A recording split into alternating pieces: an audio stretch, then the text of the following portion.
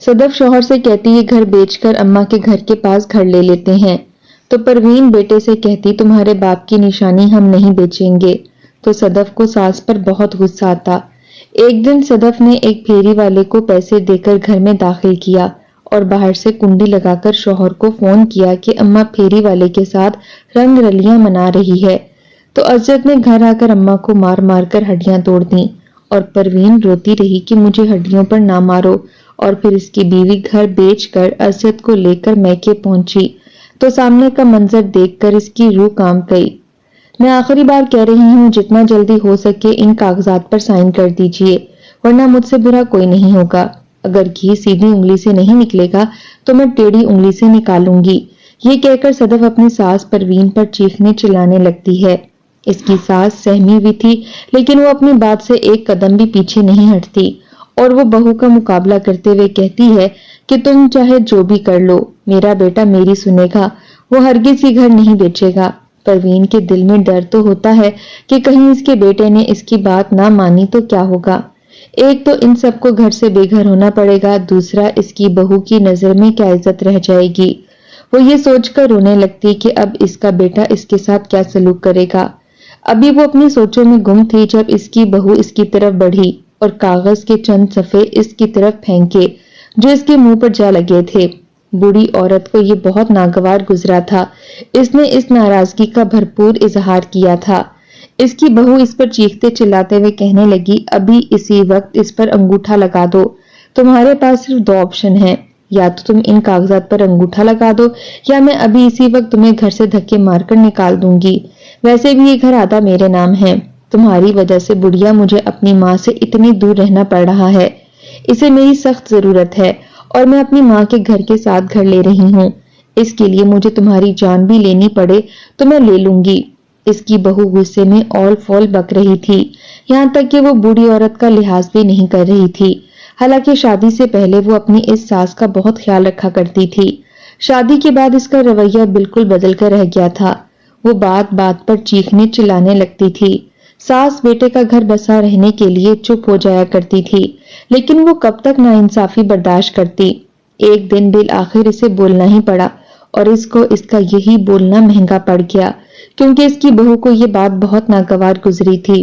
تب سے ساس بہو میں جنگ سی چھڑ گئی، دونوں ایک دوسرے کو نیچا دکھانے میں مصروف رہنے لگے۔ ان دونوں کی سنائی گئی اس کہانی میں وہ دونوں ہی سچی تھیں، وہ دونوں ایک انسان پر پورا پورا حق جتانا چاہتی تھیں، جبکہ دوسرے وجود کو جلن محسوس ہوتی تھی۔ ماں چاہتی تھی کہ بیٹا اس کی بات سنے اور وہ بہو کو نیچا دکھا سکے، اور بہو چاہتی تھی کہ وہ ساس پر یہ ظاہر کر دے کہ اس کا شوہر صرف اس کی بات سنتا ہے۔ اسی بات کو لے کر ان میں جھگڑے بڑھنے لگے۔ بہو نے ساس کو اپنی سوچوں میں گم دیکھا تو موقع کا فائدہ اٹھاتے ہوئے جلدی سے پیپر دستخط کروانے کی کوشش کرنے لگی۔ ساس بھی اپنے ہوش و حواس میں واپس آ چکی تھی۔ بہو کی اس حرکت پر غصے سے آگ بگولا ہوتے ہوئے اس نے وہ کاغذات ہی پھاڑ دیے۔ بہو نے یہ دیکھا تو خود پر کنٹرول کھو بیٹھی اور ساس کو دھکے مار کر گھر سے نکالنے لگی۔ بوڑھی عورت بہو کے ایسے دھکے اور مار برداشت نہیں کر سکتی تھی، اس لیے بیڈ سے نیچے گر گئی۔ نیچے گرتے ہی اس کے بازو میں درد کی شدید ٹیسیں اٹھنے لگی تھیں۔ اس کو ایسے محسوس ہوا جیسے کسی نے اس کا بازو اس کے وجود سے الگ کر دیا ہو۔ تب اس کا بیٹا ارشد وہاں پر موجود نہیں تھا، ورنہ وہ بیوی کے اس اقتدام پر ضرور اسے روکتا۔ نیچے گرنے کی دیر تھی کہ اس بوڑھی عورت کی بازو ٹوٹ گئی اور پھر وہ درد سے چیخنے چلانے لگی۔ صدف نے ساس کا یہ حال دیکھا تو وہ دوڑی ہوئی گلی میں رہنے والے ڈاکٹر کے پاس گئی اور اسے بلا لائی۔ جیسے ہی ڈاکٹر آئے تب تک پروین بیگم بے ہوش ہو چکی تھی۔ جب انہیں ہوش آیا تو ڈاکٹر کہنے لگا کہ ان کو زیادہ پریشانی والی بات مت کہیے، ان کو ہارٹ اٹیک بھی آ سکتا ہے، اس لیے کوشش کریں کہ کوئی بھی ایسی بات نہ کریں جو انہیں پریشان کرے، اور ان کی بازو ٹوٹ چکی ہے تو فوراً ان کو ہسپتال لے جائیں، اگر زیادہ دیر ایسے رہیں تو کبھی بھی ان کی بازو اپنی جگہ پر نہیں لگے گا، اس لیے ضروری ہے کہ ابھی انہیں اسی وقت ہسپتال لے جایا جائے۔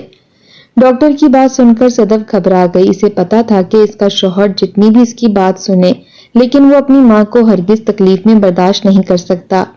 اپنے شوہر کی ڈانٹ اور مار سے بچنے کے لیے صدف نے جلدی سے ڈاکٹر کو پیسے دیے تاکہ وہ اس کی ساس پروین بیگم کا علاج کر سکے۔ شام کو جب ارشد واپس آیا، ماں کی ٹوٹی ہوئی بازو پر نظر پڑی تو پوچھنے لگا کہ ان کو کیا ہوا ہے۔ بہو نے جھوٹ بول دیا کہ گر گئی تھیں، جبکہ حقیقت کچھ اور تھی، اور ارشد کو بھی اس چیز کا پورا اندازہ تھا کہ یقیناً اس کی بیوی نے ہی کچھ کیا ہوگا، ورنہ صبح تو وہ اپنی ماں کو صحیح سلامت چھوڑ گیا تھا۔ بہو کو جھوٹ بولتا دیکھ ساس نے چپ اختیار کر لی، کیونکہ وہ گھر میں فساد نہیں چاہتی تھی، لیکن اسے نہیں پتا تھا کہ ابھی تو یہ فساد جو شروع ہونے والا ہے بہت جلد ہر کسی کے دو چہرے اس پر عیاں ہونے والے ہیں۔ وہ نادان تھی اور اس نادانی میں اس نے بہت بڑی غلطی کر دی، جس کا خمیازہ اسے ساری زندگی کے لیے بھگتنا پڑا۔ پہلے وہ اس بات پر پشیمان بھی نہیں تھی کہ اس سے کوئی غلطی ہوئی ہے۔ وقت کے ساتھ ساتھ سمجھداری کا لبادہ اوڑھتے ہوئے اسے سمجھ آئی کہ آخر اس نے اپنی زندگی میں کرنے والی غلطیوں کا بدلہ کیسے لینا ہے یا ان سے کیسے بچنا ہے۔ پروین بیگم اور صدف کے درمیان اب حالات نے مزید پیچیدگی اختیار کر لی تھی۔ وہ دونوں ایک دوسرے کو مخاطب کرنا بھی پسند نہیں کرتی تھیں، یہاں تک کہ انہوں نے سوچ لیا کہ وہ اپنا کچن بھی علیحدہ کر لیتی ہیں تاکہ زیادہ مسئلے نہ ہوں۔ انہی دنوں ارشد بیوی کے کہنے میں آ کر زبردستی ماں سے کاغذات دستخط کروا چکا تھا۔ ایک دن جب پروین نماز پڑھ رہی تھی، ارشد ان کے پاس آیا اور کافی دیر تک ان سے باتیں کرتا رہا۔ وہ بھی بیٹے کی ذرا سی توجہ اور محبت پا کر خوشی سے پھولے نہیں سما رہی تھیں۔ ان کو نہیں معلوم تھا کہ بیٹے کی ذرا سی توجہ ان کو کس مقام پر لا کر کھڑا کرنے والی ہے۔ باتوں ہی باتوں میں ارشد نے پروین بیگم سے گھر کے کاغذات پر سائن کروائے۔ پتہ ہی نہیں چلا ان کو، تب پتہ چلا جب نیا مالک مکان خالی کرانے کے لیے آیا۔ تب پروین بیگم پر تو آسمان آ گرا تھا جب اسے پتہ چلا کہ اس کے شوہر کی محنت مزدوری سے بنایا گیا یہ گھر اب اس کے نام نہیں رہا بلکہ کسی سجاد کے نام کا ہو چکا ہے۔ وہ تو بیٹے سے ناراضگی جتا رہی تھی کہ اس نے یہ کیا کیا ہے، لیکن ان کا بیٹا ان کی سننے کو تیار ہی نہیں تھا۔ ارشد نے مالک مکان سے کچھ مہلت مانگی تھی تاکہ وہ گھر کو خالی کر کے نیا گھر خرید سکے اور پھر وہاں شفٹ ہو جائے۔ سجاد ارشد کا اچھا دوست تھا اور وہ اس بات پر راضی ہو چکا تھا کہ وہ چاہے کچھ ہفتے اور ہی صحیح اس گھر میں رہنے دے۔ آج کل پروین بیگم ہر کسی پر غصہ کرتی ہوئی نظر آتی تھیں۔ ان کا بس نہیں چلتا تھا کہ بہو کا گلا دبا دیں اور بیٹے کو گھر سے ذلیل کر کے نکال دیں، لیکن وہ کچھ بھی نہیں کر سکتی تھیں کیونکہ وہ ان دونوں پر ہی انحصار کرتی تھیں۔ کچھ عرصہ انہیں اس گھر میں وقت گزارنے کے لیے مل چکا تھا۔ وہ سارا دن اس گھر کو بیٹھ کر گھورا کرتی تھیں کیونکہ جلد ہی وہ گھر ان کے قبضے سے نکلنے والا تھا۔ کتنی خوشیوں بھرے اور غم زدہ دن اس گھر میں گزرے تھے۔ اب اس گھر پر پروین بیگم کا حق بھی نہیں رہا تھا۔ وہ اداس کیوں نہ ہوتی جب وہ مالک مکان سے کرایہ دار کے نام سے پہچانی جا رہی تھیں۔ انہیں دل سے بہت دکھ ہو رہا تھا، لیکن وہ زیادہ اظہار بھی نہیں کر پا رہی تھیں کیونکہ ان کی بہو ان کو مارنے پر آ جاتی تھی جب بھی وہ اس بات کا ذکر کرتی تھیں۔ حال ہی میں اس کی بہو اور اس کی لڑائی ہوئی تھی، تب سے ان کی بات چیت بند تھی۔ صدف نے ہی ارشد کو سکھایا تھا کہ اپنی ماں کو کہو کہ یہ گھر تمہارے نام کرے تاکہ ہم بیچ کر یہ گھر میرے میکے والوں کے ساتھ والا گھر خرید سکیں۔ اس سے مجھے اتنی دور آنے جانے میں بھی مسئلہ نہیں ہوگا، میں آسانی سے آ جا سکوں گی۔ ارشد بیوی کی باتوں میں آ چکا تھا اور وہ خود بھی یہی چاہتا تھا کیونکہ اس کی ساس کی طبیعت ٹھیک نہیں رہتی تھی اور اکثر اس کی بیوی صدف کو ماں کی دیکھ بھال کے لیے میکے جانا پڑتا تھا۔ آنے جانے کا بہت مسئلہ بنتا تھا، اس لیے ارشد اس کام سے جان چھڑوانے کے لیے گھر بیچنے کی حامی بھر چکا تھا۔ پروین بیگم سے پہلے جو کاغذات سائن کروائے گئے تھے وہ پروین بیگم نے پھاڑ دیے تھے۔ اب صدف نے دوسرے کاغذات بنوا لیے تھے، بس ان پر سائن کروانا باقی رہتا تھا۔ پروین بیگم کی بس ہو چکی تھی، وہ بالکل بھی سائن نہیں کرنا چاہتی تھیں۔ تبھی ایک دن نہ جانے صدف کو کیا سوجی، اس نے پھیری والے کو بلا کر چند پیسے دیے اور اسے اداکاری کرنے کو بولا۔ پھیری والا اتنے پیسے دیکھ کر صدف کی بات ماننے کو تیار ہو گیا۔ پھیری والا جیسے ہی صدف کے کہنے پر پروین بیگم کے کمرے میں گیا اور کنڈی لگائی، صدف نے جلدی سے شوہر کو کال کی اور اسے بتانے لگی کہ تمہاری ماں یہاں پھیری والے کے ساتھ رنگ رلیاں منا رہی ہے، جلدی آؤ اس سے پہلے کہ ہماری عزت مٹی میں مل جائے۔ ایسی بات تو سننے کی دیر تھی کہ ارشد تو فوراً گھر لوٹ آیا۔ غصے میں وہ جیسے ہی ماں کے کمرے میں داخل ہوا، سامنے اس نے پھیری والے کو دیکھا، اس کا خون کھولنے لگا۔ وہ آگے بڑھا اور بازو کی کف ٹھیک کرتے ہوئے پھیری والے پر ٹوٹ پڑا۔ پھیری والا بھی گھبرا چکا تھا، اسے تو سمجھ ہی نہیں آ رہی تھی کہ یہ سب کیا ہو رہا ہے۔ وہ آنکھیں پھاڑے کبھی ارشد کو دیکھتا اور کبھی اس کی ماں کو۔ پروین بیگم جو سو رہی تھی وہ بیٹے کی آواز پر ہڑبڑا کر اٹھ بیٹھی، سامنے پھیری والے کو دیکھا تو حیران ہوئی اور جلدی سے دوپٹہ پہن کر سیٹ کرنے لگیں، لیکن اس کا بیٹا کچھ اور ہی سمجھ رہا تھا۔ اس کے ذہن میں جو بات بھری گئی تھی اس کو تو ہر طرف وہی بات ہی نظر آ رہی تھی۔ وہ غصے میں ماں پر زندگی میں پہلی بار چلا رہا تھا۔ ہر آیا گیا انسان اس کی طرف متوجہ ہو رہا تھا۔ ارشد کو بہت غصہ آ رہا تھا اور وہ اس غصے کا بھرپور اظہار کر رہا تھا۔ غصے میں ڈنڈا اٹھا کر ماں کی طرف بڑھا اور بلڈ پریشر پر کنٹرول نہ ہونے کی وجہ سے اس نے ماں کو خوب مارا۔ ماں چیختی چلاتی رہی، روتی رہی۔ بہو کو بھی اس بات سے کوئی فرق نہیں پڑ رہا تھا۔ وہ تو اس بات پر بضد تھی کہ بوڑھی عورت جتنی جلدی ہو سکے اپنے رشتہ داروں کے گھر لوٹ جائے یا کہیں اور رہنے کا بندوبست کرے، اور اسی واسطے ہی اس نے اس کے ساتھ اتنا برا سلوک اپنایا تھا، کیونکہ کوئی بھی اس بوڑھی عورت کو اپنے گھر رکھنے کو تیار نہیں تھا۔ پروین بیگم بار بار بیٹے کو مارنے سے روکتی رہی، لیکن بیٹے پر تو جیسے ماں کو مارنے کا بھوت سوار ہو چکا تھا۔ وہ آنکھیں بند کیے ماں کو خوب مار رہا تھا۔ بہو بھی ساتھ ساتھ باتیں سناتے ہوئے جتا رہی تھی۔ جب پروین بیگم بہت زیادہ مار کھا چکی تھی اور اب وہ ہل بھی نہیں سکتی تھی، تب تو صدف کے لیے اس کو گھر سے نکالنا اور بھی آسان ہو چکا تھا۔ اس نے فوراً سے پہلے شوہر کے جاتے ہی ساس کو گھر سے نکال دیا۔ گھر سے باہر نکل کر ساس اپنا آبائی گھر غور سے دیکھنے لگی، جہاں اس کے بھائیوں کا راج تھا۔ اب اس میں اس کا کوئی بھی حصہ نہیں بچا تھا۔ آج وہ گھر سے ہی وہ نکالی گئی تھی۔ اس کی بہو نے اس کے جاتے ہی اسے فوراً کاغذات پر دستخط کروائے اور پھر وہ کاغذات شوہر کو تھما دیے۔ بوڑھی عورت نظریں جھکائے بیٹے اور بہو کو دیکھنے لگی۔ وہ کچھ بھی نہیں کر سکتی تھی۔ وہ روتے ہوئے سارے گھر کو دیکھنے لگی اور پھر وہاں سے اٹھ کر چلی گئی، کیونکہ جب اس کی بہو نے اس کو گھر سے نکالا تھا تو وہ گھر کے گیٹ کے ساتھ کئی گھنٹوں بیٹھی رہی۔ جب کوئی بھی اسے اپنے گھر رکھنے کو تیار نہ ہوا تو مجبوراً اسے وہاں سے اٹھنا پڑا، کیونکہ اس کا کوئی ٹھکانہ نہیں تھا، اس لیے وہ ابھی تک گیٹ پر ہی بیٹھی ہوئی تھی۔ جیسے اس کی بہو باہر کوڑا کرکٹ پھینکنے کے لیے آئی، اس نے جان بوجھ کر وہ کوڑا اپنی ساس پر پھینک دیا اور تنزن مسکراہٹ چہرے پر سجاتے ہوئے دروازہ بند کر دیا۔ پروین بیگم کی رہی سہی امید بھی جاتی رہی تھی۔ ادھر صدف گھر بکنے کے بعد پراپرٹی ڈیلر سے رابطے میں تھی تاکہ وہ اپنی ماں کے گھر کے ساتھ والا گھر خرید سکے۔ وہ بہت خوش تھی کہ ایک تو اس کی جان اس کی ساس سے چھوٹ گئی تھی، دوسرا اس کو اس کا من پسند گھر ملنے والا تھا جہاں وہ اپنی ماں کے گھر آسانی سے آ جا سکتی تھی۔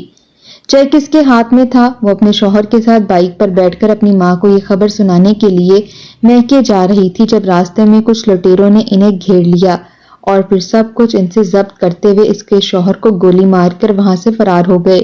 شاید وہ کافی دیر سے ان کا پیچھا کر رہے تھے۔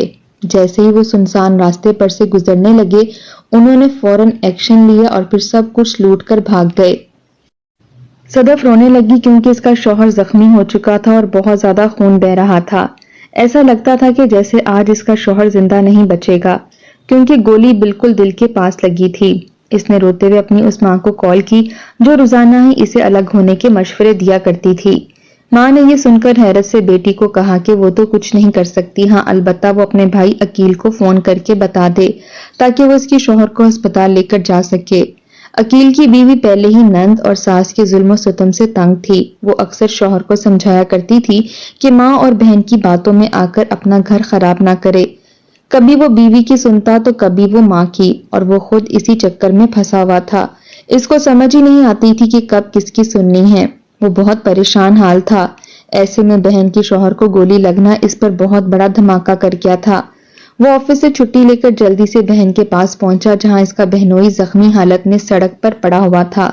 ہر طرف خون کے چھینٹے گرے ہوئے تھے، یہاں تک کہ سڑک کا ایک حصہ خون سے بھر چکا تھا کیونکہ بارش ہونے لگی تھی۔ پانی اور خون مکس ہو کر سڑک پر پھیل چکا تھا۔ اس کی بہن سڑک پر نیچے بیٹھی رونے میں مصروف تھی۔ وہ بار بار اپنے شوہر کی طرف دیکھتی اور پھر لفٹ لینے کی کوشش کرتی، لیکن اتنی بارش میں کوئی بھی اس کی مدد کرنے کو تیار نہیں تھا۔ تبھی دور سے اس کو اس کا بھائی آتا دکھائی دیا تو وہ بھاگ کر اپنے بھائی کے پاس پہنچی اور روتے ہوئے بھائی کو گلے لگا لیا۔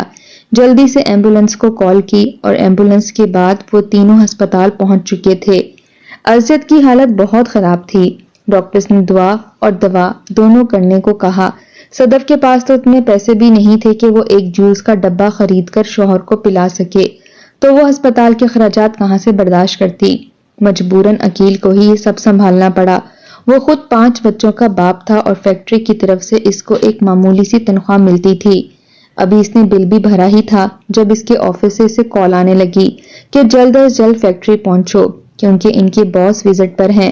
اگر انہوں نے دیکھ لیا کہ بغیر اجازت کے فیکٹری کا کام چھوڑ کر باہر گیا ہے تو وہ نوکری سے نکال دیا جائے گا۔ عقیل نے بہن کو واپس کام پر جانے کا اشارہ کیا اور جانے ہی لگا تھا جب ارشد اس کے پاؤں پر گر کر کہنے لگی، بھائی مجھے اکیلے چھوڑ کر مت جاؤ، مجھے بہت ڈر لگ رہا ہے۔ وہ سسکیوں سے رونے لگی۔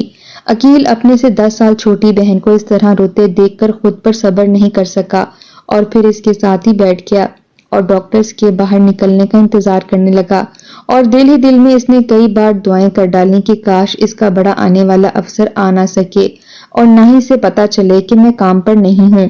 لیکن اس کے سارے گردش میں تھے۔ 2 گھنٹے بعد ہی اس کو اطلاع مل چکی تھی کہ اس کو نوکری سے نکال دیا گیا ہے۔ یہ سن کر وہ اور زیادہ پریشان ہو گیا۔ مہنگائی کے اس دور میں نوکری سے نکال دیے جانا بہت مشکل کام تھا۔ یہاں تو تنخواہ میں بھی گزارا نہیں ہوتا، ایسے میں بغیر نوکری کے گھر چلانا بہت مشکل کام تھا۔ ارشد کو چھٹی مل چکی تھی، آپریشن مشکل تھا لیکن ہو چکا تھا۔ عقیل کی ساری جمع پونجی ان پر خرچ ہو چکی تھی۔ وہ پریشان حال میں بہن اور بہنوئی کو لیے گھر آ چکا تھا۔ گھر آتے ہی صدف کو جو منظر دیکھنے کو ملا اس نے اس کے رونگٹے کھڑے کر دیے اور اسے خود پر افسوس ہونے لگا کہ جلد بازی میں اس نے جو فیصلے کیے آج وہ فیصلے اس پر آزمائش بن کر گزر رہے ہیں۔ سامنے اس کی ماں چند جوڑوں سمیت گلی میں بیٹھی ہوئی تھی اور رو رہی تھی، اور منہ میں جو بھی آ رہا تھا وہ اونچی اونچی آواز میں بول کر سارے محلے والوں کو متوجہ کر رہی تھی۔ بہت سی عورتیں اپنے گھروں کے دروازوں سے باہر نکل کر اس بوڑھی عورت کی باتیں سن رہی تھیں، جبکہ اس بوڑھی عورت کی بہو راہیلہ اپنی ساس کو گیٹ بند کر کے اندر سے ہی گالیوں سے نواز رہی تھی، کیونکہ وہ خود تھک چکی تھی۔ اس کی نند اور ساس ہر وقت سازش اور گھر میں فساد برپا کیے رکھتی تھیں۔ آج جب وہ اس کو وجہ اور موقع ملا تھا اس نے فوراً عمل کرتے ہوئے نند اور ساس کو گھر سے نکال دیا تھا۔ صدف کو سمجھ نہیں آ رہا تھا کہ کیا کرے، کیونکہ اس کا گھر بک چکا تھا اور پیسے بھی وہ لٹیرے لے کر جا چکے تھے۔ ایک ماں کے گھر کا آسرا تھا وہ بھی ختم ہو چکا تھا، اور روتے ہوئے شوہر کی طرف دیکھنے لگی۔ شوہر نے اسے غصے سے ایک گھوری سے نوازا تھا۔ اسے خود کو افسوس ہو رہا تھا کہ آخر اس نے بیوی کی بات مان کر گھر بیچا ہی کیوں تھا، جبکہ اس کی ماں رو رو کر اسے فریاد کرنے لگی تھی کہ ایسا مت کرو، لیکن اس نے بلا وجہ ماں کو پریشان کیا اور نہ صرف مجھے ذلیل اور رسوا کر کے گھر سے نکالا بلکہ اپنے جنت جیسے گھر سے بھی اسے ہاتھ دھونا پڑا۔ اب وہ کہاں جائیں گے، یہ سوچ سوچ کر ہی اسے ہول اٹھ رہے تھے۔ اس کا سالا عقیل بھی بے بس تھا، کیونکہ گھر اس کی بیوی کے نام تھا۔ اس کی بیوی نے ماں اور بہن دونوں کو نکال دیا تھا، تو اس میں اس کا کیا قصور تھا؟ وہ تو کچھ بھی نہیں کر سکتا تھا۔ اگر بیوی کے سامنے بولتا تو ممکن تھا کہ اس کی بیوی اس کا داخلہ بھی گھر میں بند کر دیتی، اس لیے وہ خاموش رہا۔ بغیر کسی کو کچھ بولے وہ اپنے گھر میں داخل ہو گیا۔ اس کے داخل ہوتے ہی اس کی بیوی نے فوراً سے پہلے گیٹ بند کر دیا تھا کہ کوئی بھی گھر میں داخل نہ ہو سکے۔ ارشد کو بہت تکلیف ہو رہی تھی، ابھی تو زخم لگا تھا اور پٹی ہوئی تھی۔ ڈاکٹرز نے اس لیے جلدی چھٹی دے دی تھی کیونکہ وہاں پر ایڈمٹ کیے رکھنے کے ان کے پاس پیسے نہیں تھے۔ اب تکلیف اور چبھن میں اس کا برا حال ہو رہا تھا۔ وہ بار بار بیوی کو باتیں سنا رہا تھا اور اسی گلی میں ہی ان دونوں کی آپس میں لڑائی ہونے لگی۔ ساس نے بیٹی اور داماد کو لڑتے دیکھا تو فوراً ان کی طرف آئی اور کہنے لگی، تم لوگوں نے ابھی تک اپنا گھر نہیں بیچا تو چلو پھر وہیں چلتے ہیں۔ یہ سن کر اس کی بیٹی کہنے لگی، اماں آپ کے کہنے پر ہی میں نے وہ گھر بکوایا ہے، وہ گھر بھی ہمارے ہاتھ نہیں آیا اور ہم در بدر بھی ہو گئے ہیں۔ اس کی ماں یہ بات سن کر غصہ کرنے لگی اور کہنے لگی کہ تم نے یہ کیا کر دیا ہے، بے وقوف عورت، تمہیں پتا بھی ہے تم کیا کچھ کھو چکی ہو۔